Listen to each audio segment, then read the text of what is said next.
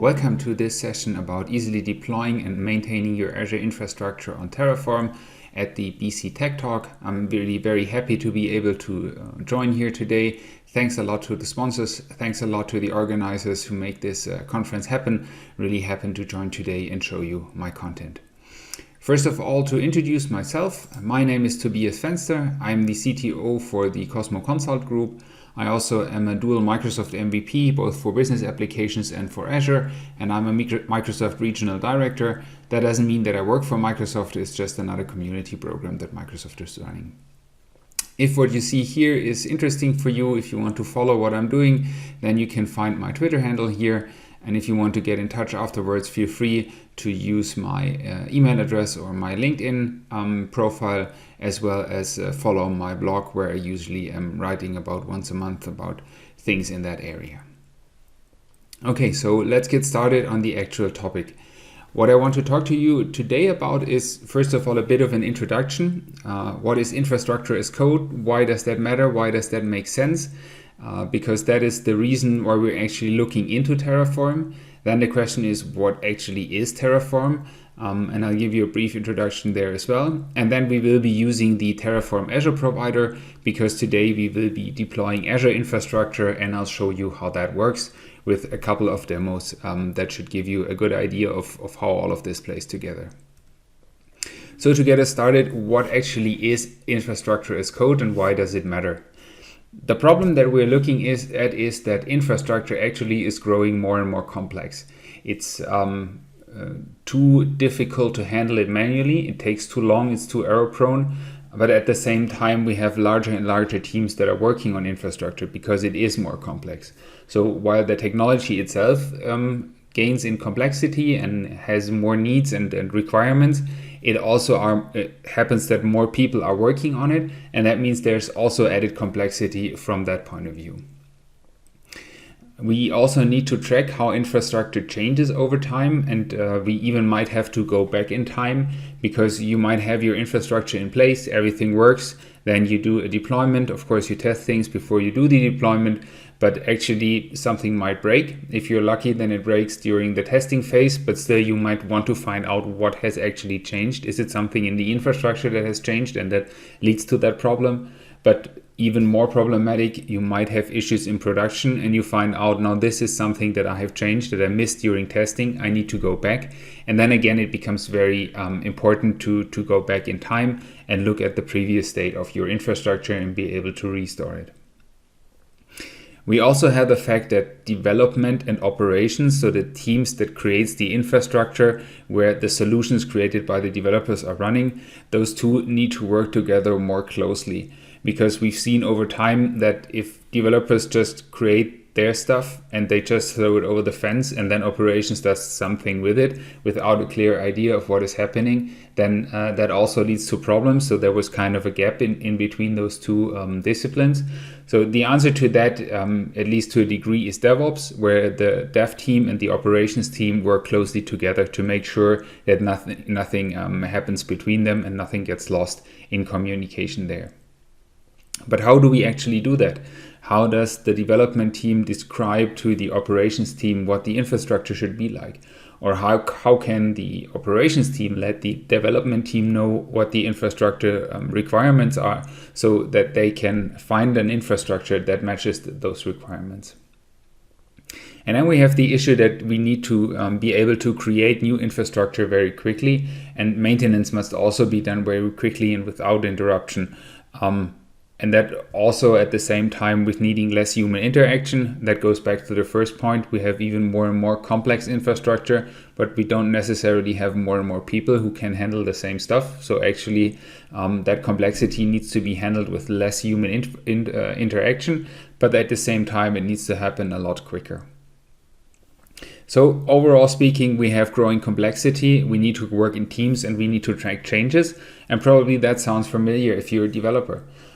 Because that exact same problem is happening there, and it has been for a longer time in development, because developers have been struggling with the same challenges for a longer time. So it makes sense that when you're looking at your infrastructure, you might take some of the best practices of development and put them into your infrastructure world as well.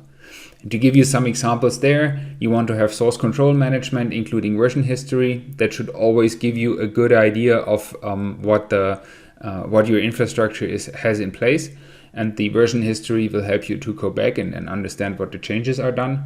The changes to your infrastructure should be done through pull requests with reviews. So that's basically also best practice in development. Why not do it the same way in infrastructure? And we have automated builds and automated tests in development. And again, this should be the same in automated infrastructure or in the infrastructure area. So the logical conclusion of that is treat your infrastructure the same way as you treat your code. Have infrastructure as code, which is infrastructure as code, IAC. But that starts from a point where you need two things. You need to have a tool that allows you to do that, and then you need to have the files that together with the tool allow you to deploy your infrastructure, because that's the same way that you have in development. You put your source code in files. At least that's what most of the world is doing, and Business Central since a couple of years also is doing that. So you need to have your infrastructure in files, and then you need to have some tool that makes sense of that files and puts it into real and actual infrastructure that is running, for example, on Azure. There are different ways to do that, and my personally preferred flavor of that is declarative infrastructure as code. So the idea is basically that you describe what you want. So you kind of describe the result. You don't describe how you get there. Now, that is maybe important to understand. You can also say, I'll create a couple of PowerShell scripts, I put them somewhere, and then they just run, and in the end I have my infrastructure. But the problem there is that with PowerShell or other similar scripting approaches, you describe what needs to be done, not what should be the result of that one. And the problem there is if things change and something in the backend or the base infrastructure that you're building upon, again, for example, Azure, and then you run your same PowerShell script, you might end up with a different result. If you use the declarative approach, then you're describing what the end result is. So if something changes in the way that Azure handles your calls, then it is the responsibility of the tooling creator, in our case Terraform, which should understand what those changes are and make sure you still end up with the same end result. So basically by describing the result, you add one layer of problems or one possible source of problems that can happen, because you're just describing what you want in the end result and not how you get there, because that might change. And what probably should stay the same is what happens in the end, or the state that you want to be in the end. So what would this, for example, look like? This is not how it will actually look like. You will see that it's more technical, but this is basically the idea.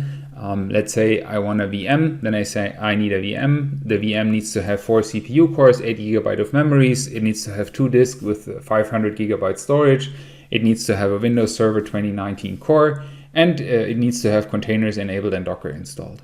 So that would be the declarative approach, where you say, okay, I need this. This is how it should look like. It should be configured like this, and not I create a VM, I make sure it has that amount of CPUs, I add a disk, I add something like this, because that might, as I said, result in different results. But instead, I just explain what the end result will be. I can also say I need a firewall setup. The firewall needs to open port 443 for HTTPS and 22 for SSH. And then I can say the VM needs to be secured by the firewall. So I can do things like setting up my different pieces and then connecting them by referencing each other. So that basically is the idea of infrastructure as code, why we need it, why it makes sense, and how it roughly could look like.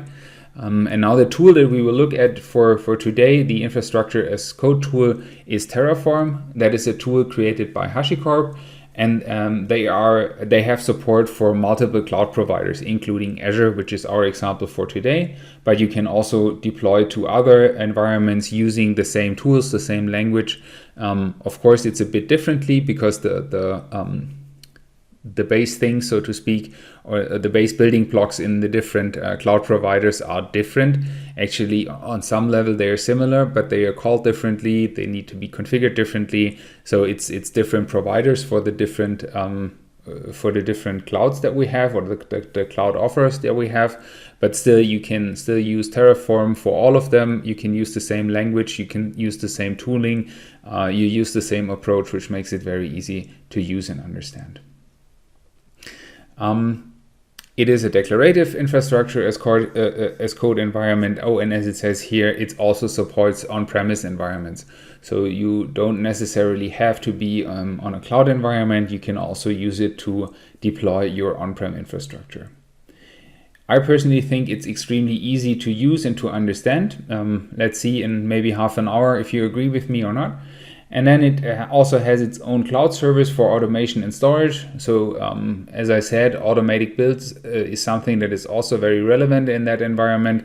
Probably if you're running in the Business Central world, if you're already familiar with Azure DevOps, then you probably will use the Terraform plugin that exists for Azure DevOps. So you can use an Azure DevOps pipeline to deploy your Terraform infrastructure. But if you don't want to use that, if you want to make it even more technology agnostic, then you can just go to the Terraform cloud and use their offering there. What's also interesting is, and we will look at that in the demos as well, it is that Terraform manages the state. So it knows what happens when you deployed last time, and then can look at the actual infrastructure that is in place now and find out if something has changed with your configuration file. So it then can make a decision, I need to remove this and replace it with a new version. Or I assume that this piece of infrastructure is in place, but actually it isn't. So something went wrong. Maybe some infrastructure was deleted. I have a problem here. So that is why the state file is very interesting, because it already knows what you have done, what deployments you already ran. So if you do an additional deployment, it knows to only add those additional parts or make the necessary changes. But again, we will look at that in the demos as well. A couple of important concepts when we're talking about Terraform is that it has an execution plan. So you can look at that execution plan in advance to find out what it would do if you would apply it, something like a what if call in other environments.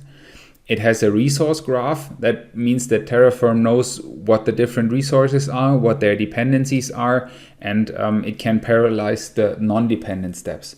That means that deployment is as quick as possible, but it also means that if you have dependencies that are not immediately recognizable through the description in your Terraform file, you need to add them and describe them as well. And again, we will see an example in one of the demos, but basically it knows that if it needs the output of one step or of one resource deployment, for another one, then it knows that the second one is dependent on the first one. But if, for example, in the end you want to run a script and that script only works if the rest of the infrastructure is in place, then you will need to let it know that it depends on the last piece of infrastructure that will be created. And that can't be automatically detected, so you just need to let Terraform know that there is a dependency. Change automation becomes easy, as I said, because Terraform knows what needs to change and what needs in which order it needs to change, because it knows the dependencies, it knows where the change has happened, and it can bring those pieces together. One drawback of this is that you might run into issues mid-deployment.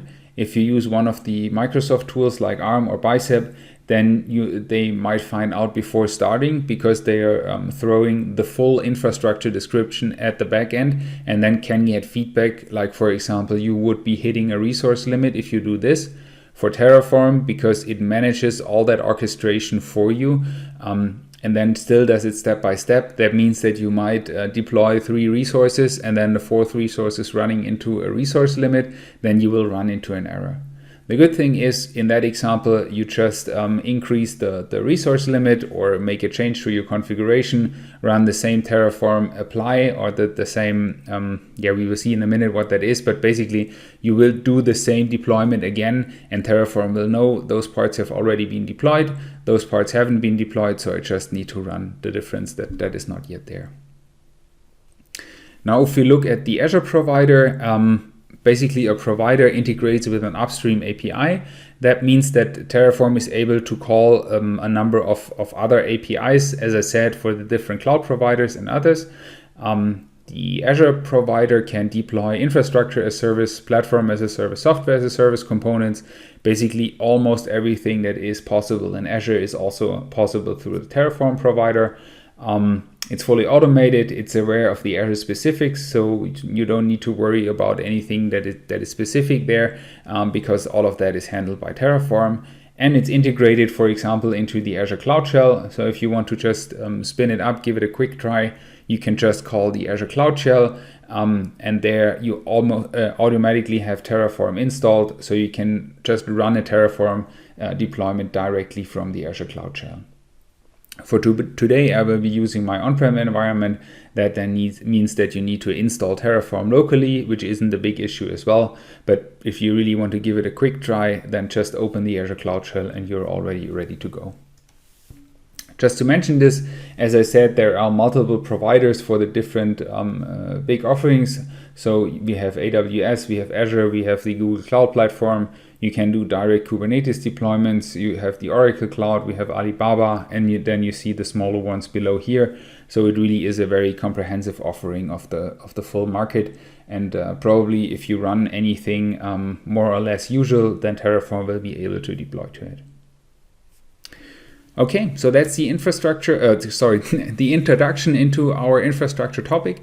So now let's get started and let's look at the actual demos.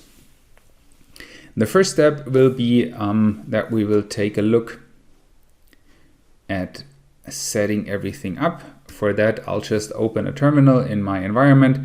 And as I said, we need to be connected to Azure. So I will do an AC login. And that one should open up a browser. Exactly. I'll sign in. And because I've been signed in before, it doesn't even ask me for my credentials. So now it says it has logged in, and it will look at the subscription that I have, and then we can select the one that we got. So as you can see here, it has provided all the subscriptions that I have access to. So that one helps me with selecting the right one, and what I want to use is that one. So I can copy the ID here, just copy that, and then I say AC account set subscription. By the way, if you have only one, then this will of course work automatically, but I have multiple, so what did I miss? I missed an S. Subscription. So you can see the demos are live in later stages because it takes a couple of minutes. I will do some fast forwards during the demos, but in this case, you can see everything is live here. Okay, so now we're logged in with Azure. We have selected the right Azure subscription, and we can get started. In this case, I want to show you from the very beginning. So I will create a new file here, call it main.tf for Terraform. If we look at the plugins here, then you will see that I have installed the Azure Terraform plugin, and I have also installed the Terraform plugin itself. So that means the extension, itself. So that means that I get code completion and syntax highlights and all that stuff. So the first thing, as I said, is we need to let it know that we want to run a provider. That one is called Azure RM. For Azure Resource Manager, this is the Azure Provider itself, and it has a version of at least, or the one that we want to use because it's the latest one, 236, and then it has a features part, and that one is empty for us. So I'll just save that one. And then it's important, if you want to use the Terraform extension, we need to do a Terraform init, or actually there's something that you always need to do.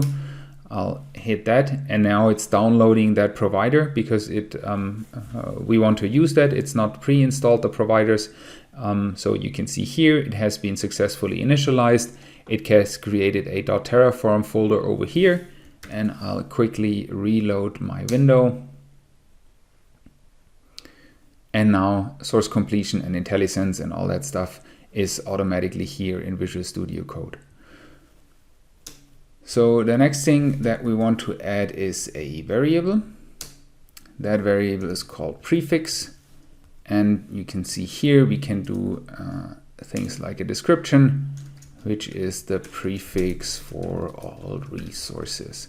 That's important because if you run multiple of those deployments, you probably want to make them named differently. For example, test or production, or if you do a lot of development of those infrastructure scripts, then you will run multiple of them, and it's important to make sure they are different.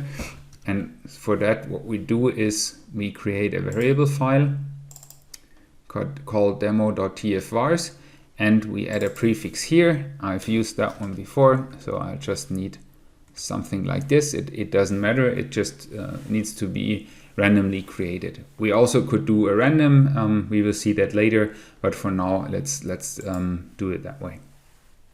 Okay. If you know anything for Azure, the first thing that you always need is a resource group. So first of all, we want to do a resource group. That's going to be our main resource group. The location will be in West Europe in my case. And the name is built on the prefix. So we'll reference the prefix with that syntax. That's a variable called prefix. And then we add demo1 because this is our first demo.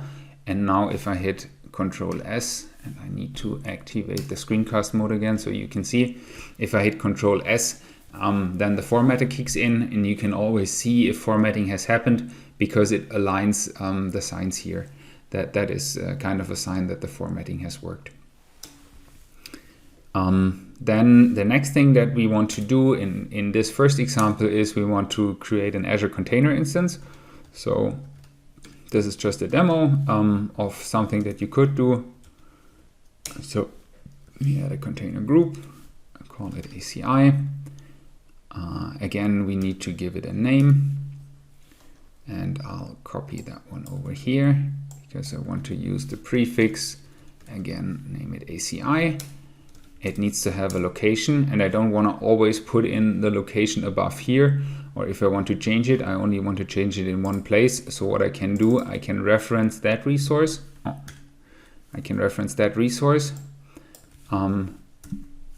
I need to add the type and the name, and then I can have properties of that resource. So I want to use the same location that I used for the resource group, and the main resource group that container group needs to be in will also be the main one. So again, I'm just copying and adding that one here. So with that in place, we basically say we want an Azure RM container group. That is a way to just run a container somewhere in Azure. We give it a name, we let it know to which resource group it belongs and on which location it should run. And then we need to add a couple of information for that particular container because we want to reach it to be able to test it. We let it know that it has a public IP address as a DNS name label. We'll see in a second what that is. We will use again our prefix. Copy that one, put it here. We're doing a hello world, so we just call it hello. And we use a Linux container. So this is the basic structure. Now we know how the networking works, what the name is and what the OS type is, but what we also need is the container itself. So which container do we want to run in our instance? For that we have the container construct here. It again needs a name. Let's say that one is hello world. Like this. It needs to have an image, and so you don't see me mistype that one, I've copied it and pasted it in here. So that's the hello world image that Microsoft provides for the Azure container instances. Then we want to use one CPU. we want to use some memory. Let's say 1.5, just to give you an idea how that works. One actually should have been more than enough, but let's give it a try here. We want to open a port so we can reach whatever is running in that container, and it should be reachable through TCP. So that's it. Now we've defined our container group. We've defined the container that should be running and how we can reach it. And the last thing that I want to show you is the output. So we can say, let's show the link that is created here, because we get the fully qualified domain name. That's where the label comes in as well. And I'll show you how that looks like. So as a link, we will reach it through HTTP. And it is the container group again.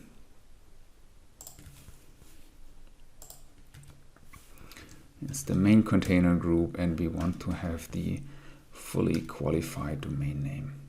Actually, no, it's named ACI. So ACI is the one that we want to use. Okay, so with that in place, we have defined our infrastructure that we want to deploy, and then we can just start it. So what we do first is a Terraform plan. So if I hit enter here, it asks me for the prefix. So I could now enter a prefix, but as you've seen before, we have added a file for that. So we need to reference the file, and that variable file was called demo.tfvars. And let's try again. And now it picks up the file, the value of the prefix variable from the file. And I have an error here. Let's try. Oh, okay. I put the output as part of the container group. That's wrong. You need to put it here. And let's try again. As I said, plan will just show you what it wants to do or what it would do, but actually it's not yet doing it. So it's a good way to take a look before you actually are deploying that huge infrastructure to find out what will be happening. And what you can also see over here, that Terraform has started to create that tf state file.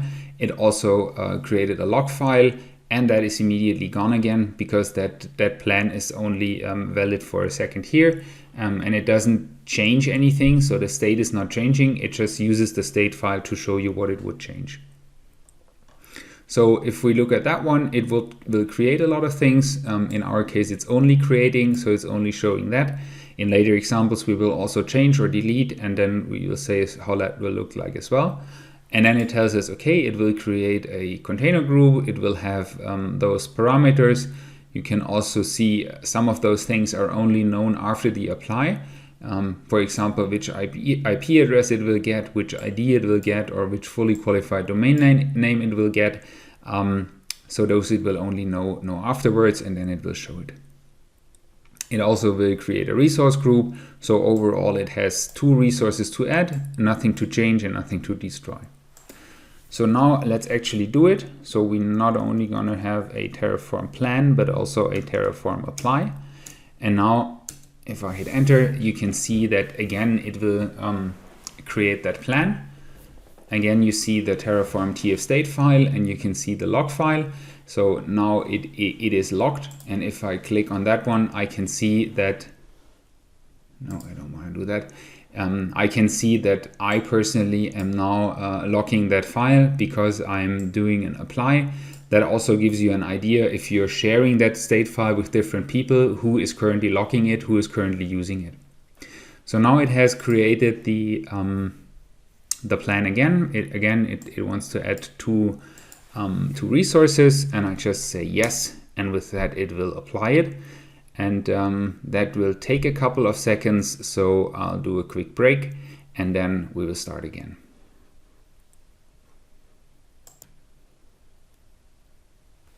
Okay, so with that we are back. Let's take a look what has happened. You can see here, first of all, that it has created the resource group. It always starts with creating, and then it tells you when it has created it. So in that case, it only took 1 second to create the resource group, and then it created our container group. Again, it started with creating, and then it tells you for a couple of times that it is still creating. It has taken 3 minutes in that case because it needs to create the infrastructure for that, and it needs to pull the base image. Usually it is a bit faster, but now it took 3 minutes. And then in the end, it says creation completed, apply completed. It has added 2 resources, changed nothing, destroyed nothing. And then we have our output, and that is the link to our container instance. So if I now just control click that one and open it, we are connected to our Azure Container Instance. As I said, Terraform is creating a TF state file that you can see here, and you can use that to just take a look at everything. For example, you can take a look at the outputs, you can take a look at the resources that have been created, and you find all the information that we've added, and you find all the other possible properties or configurations that are added in here. For example, we didn't add a command, we didn't add a GPU property, so those are all optional, but we could add those. And if you're interested of the things that you can do, it is always helpful to look at the documentation, but it also is helpful to look at the Terraform state file. There's also an option to import resources into a state file. So you create it already in the Azure portal, and then you do an import in your state file. And that can also sometimes be helpful to show you what the right settings are, or the things that you have done in the portal, how it would look like in a Terraform file. The other thing that I want to show you here is that if at some time you have forgotten this, or you missed the output and you want to have an output again, you can take a look at the state file, or you can just run terraform output,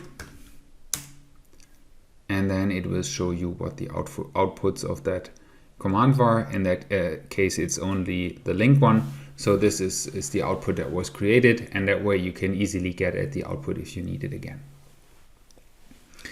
Okay, so let's see how we can change that and what happens then. So for example, if we don't want to use that one, but I have instead created a very similar one that has this container image name.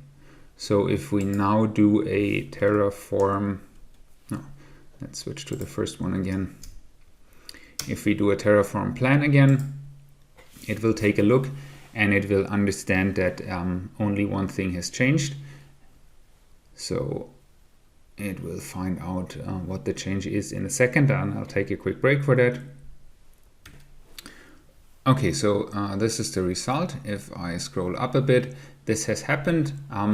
It lets us know that it needs to replace the container group. And the symbol for destroying and then replacing is that one.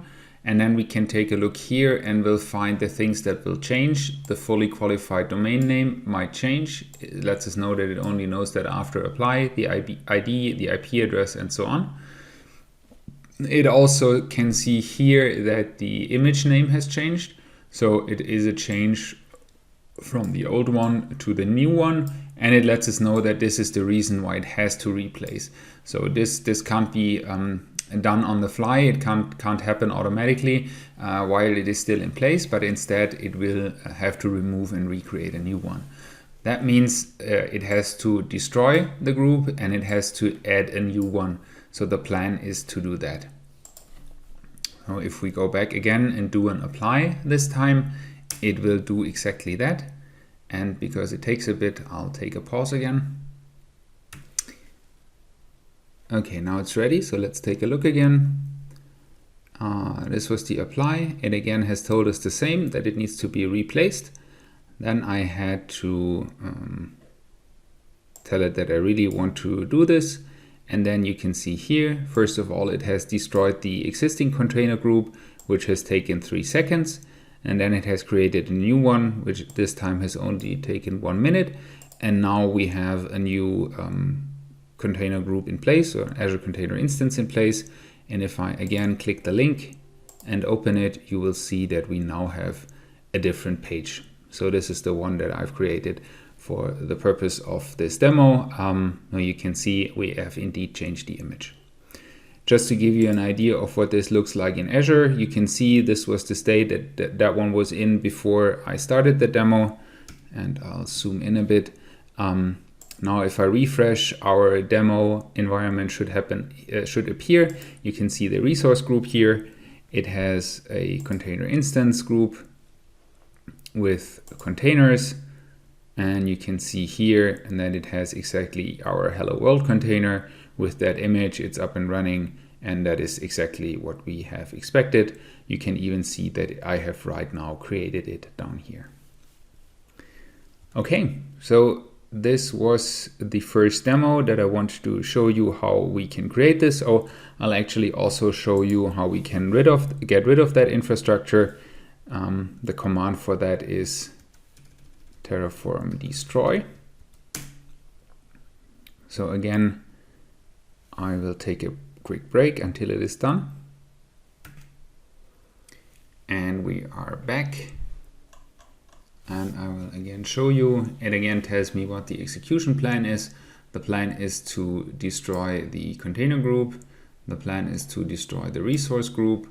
And then after I have again confirmed that I want to do this, it says destroying. It took 2 seconds to destroy the container group, and then it destroys the resource group, and that one has taken 46 seconds. And in the end, everything is destroyed. So if I now go back to the portal and take a look at my resource groups, do a refresh here, then you can see that the resource group that we used for the demo has disappeared. And the second thing that I want to show you, if I now look at the TF state file, it now is basically empty because we have destroyed everything. No resources are in here, no outputs are in here, so it only has a couple of version informations, and that's it. Okay, so that was the first demo. And we did the basic Azure setup. We did the first Terraform deployment using a Docker container that is running as an Azure container instance. And the second demo that I want to show you is that we want to deploy a virtual machine.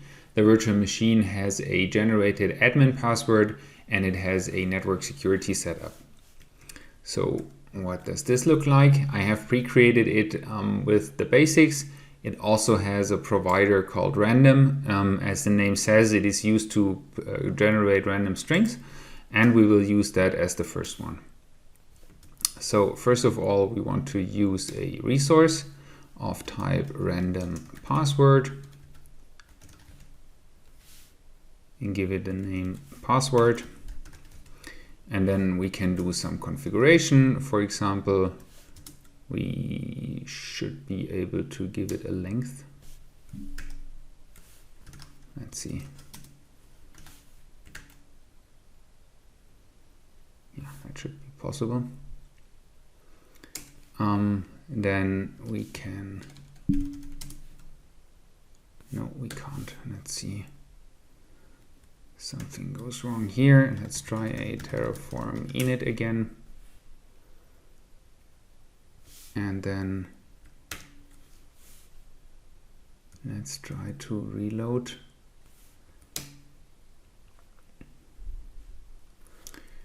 And then we should hopefully have the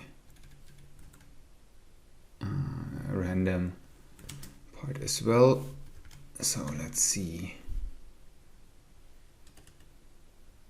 No.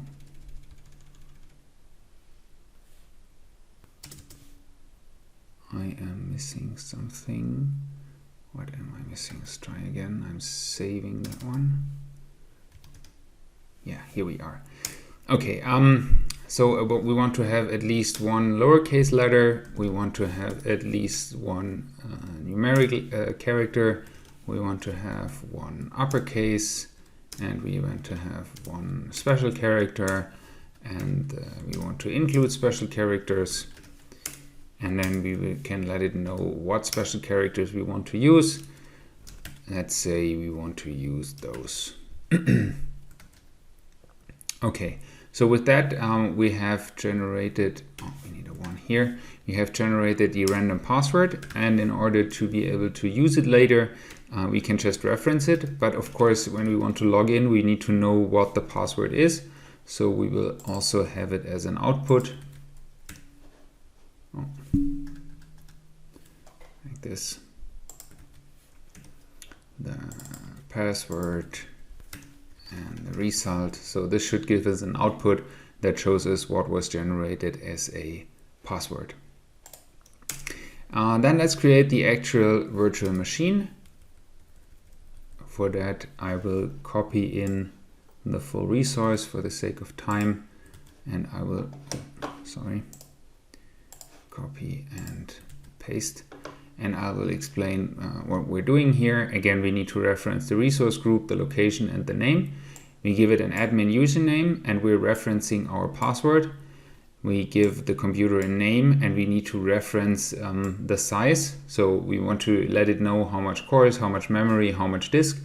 And I've added the link to the documentation on that one. So you can see here, I know that I want to use a D series, but I get an overview here of what the strength of the different series are, but I want to use a D series, and then I get a detailed setup of what all the different sizes are. So I use the standard D2 V4. That means that I get 2 CPUs and 8 gigabytes of memory. So if we go back to our script, you can see here that that is the size that I've generated. I'm connecting it to a network interface, and we will create that one in a second. We want to create a Windows server provided by Microsoft. We want to use 2019, the data center version, and we want to use the latest version. The OS disk needs to be configured. It's a standard one, and we want to have read-write caching in place. And then we add the network interface. And that looks like this. Resource group, location, and name is already known by now. We need to add an IP configuration. That one has a dynamic IP configuration, and it should be connected to a network subnet. So we need to have a subnet, and we can add that as well. It has a name, it has a resource group, and it's connected to a virtual network. It has some address prefixes. For that, we add the virtual network again. So now we have also the virtual network in place, and that basically would be enough. But we also want to have some security in place, and for that I will add 3 more resources.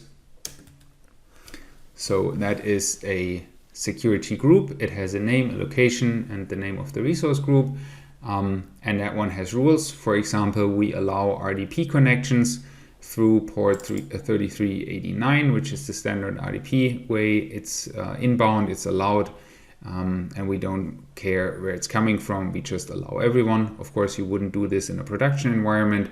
And then we're connecting that security group to a network interface. So that's why we reference the network interface to the security group again. So I'll save that one. And when it has saved, I will do a terraform apply. I need to reference my variable file. And in that case, I do an auto approve, so I don't need to approve it every time.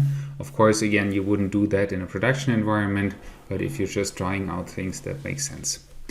And I'll once again take a break until it has finished. And once more we are done. Let's take a look what has happened. You can see here that immediately after the apply it starts because we have the auto approve in place. I also want to point out that it's the typical creation completed. But then you can see a couple of creatings that are happening at the same time. And there you can see how things are parallelized. For example, here you can see that different things like the security rules, the interface security group association, or the virtual machine are creating at the same time. So this is the parallelization that has happened. In the end, we're getting the password. So I'll copy that one and I'll go to the Azure portal again, refresh. There we should have our demo 2 environment. You can see it's a couple of things that have been created, especially the VM. And if I hit connect now, I want to connect through RDP.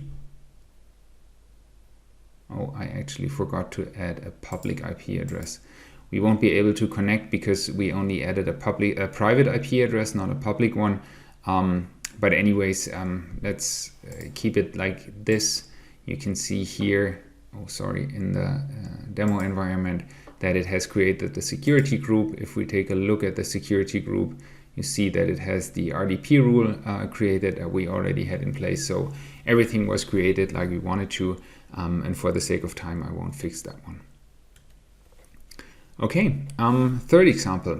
That one is a bit more connected to the Business Central world, because now we want to try to create a function app.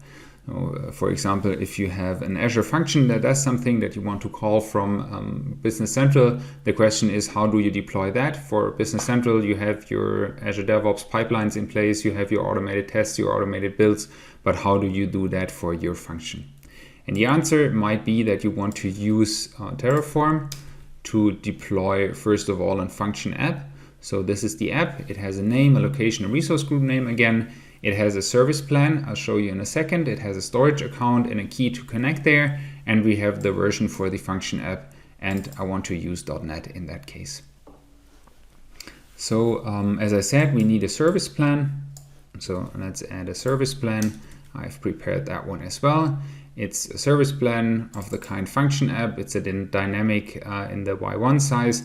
That means that it is dynamically starting and stopping and costs almost no money. As we've seen, we also need a storage account. That is easy as well. It's a standard storage account here with locally redundant storage. And then, because we don't have a good way to deploy Azure, the function itself, the code itself, I'm adding basically a script call. And that one is waiting for 15 seconds by using a ping. Then it goes to the function folder that we see here, and then it deploys an Azure function app. So once again, I'll save, open a terminal, and do the Terraform apply, a variable file, and the auto approve. Hit enter and take a short break again. Once more, we are done. So let's take a look what has happened. So this was our approve. It has created the resource group, the storage account, the plan, and the function app. And then it called our script, as you can see here. And that script has deployed the actual function. And in the end, we got a URL. So let's follow that one. And it says, okay, it has executed successfully. We need to pass in a name.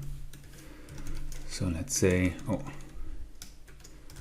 name, like this. So it says hello, and that is exactly what we expect, because that is the code that we have in our function app.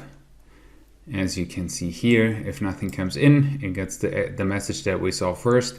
And if something comes in, we get the hello here. So it looks like that one has worked as well.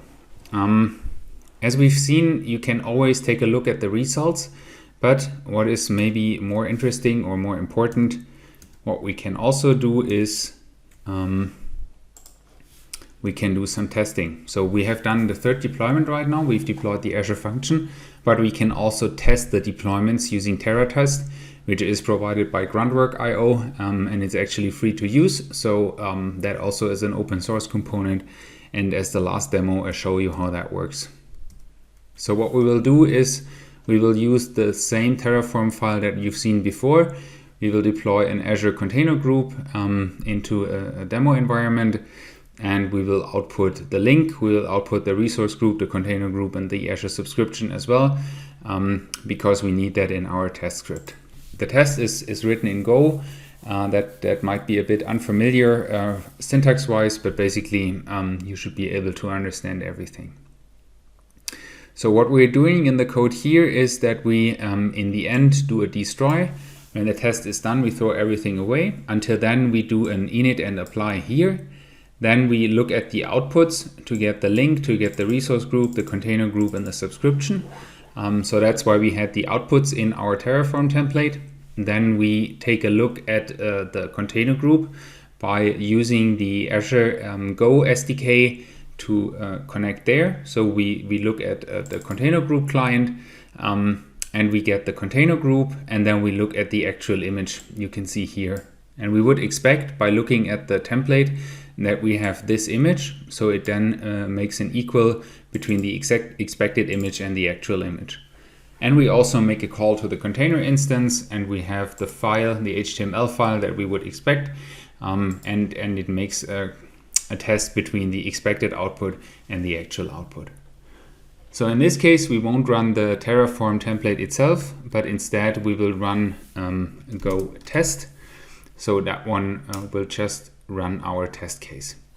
That also takes a bit, so I'll take one last break. And once more we are done, so let's take a look at the last output. You can see here that it has initialized everything. Terraform has been initialized. Then it did the Terraform apply here. You can also see here that it has created a prefix. The prefix variable that we previously set up is now randomly generated. It creates the resource group, the container group, does the deployment. We have the outputs that we've seen before, and then the actual testing is happening, and then everything is destroyed. So you can see here where the destroy is happening, and afterwards everything is gone again. And we get a pass here because our tests have all passed. And if we take a look at the resource groups in my subscription again, we will see that we have one for demo 2, one for demo 3 because we didn't remove them, but demo 4 doesn't have anything because the test has in the end destroyed everything. Everything is gone again after we've made sure that everything has worked. Okay, so that basically concludes my presentation. I want to once more say thank you to the organizer. Thank you for taking part in this and watching. And we will now have a Q&A session as well. Thanks a lot.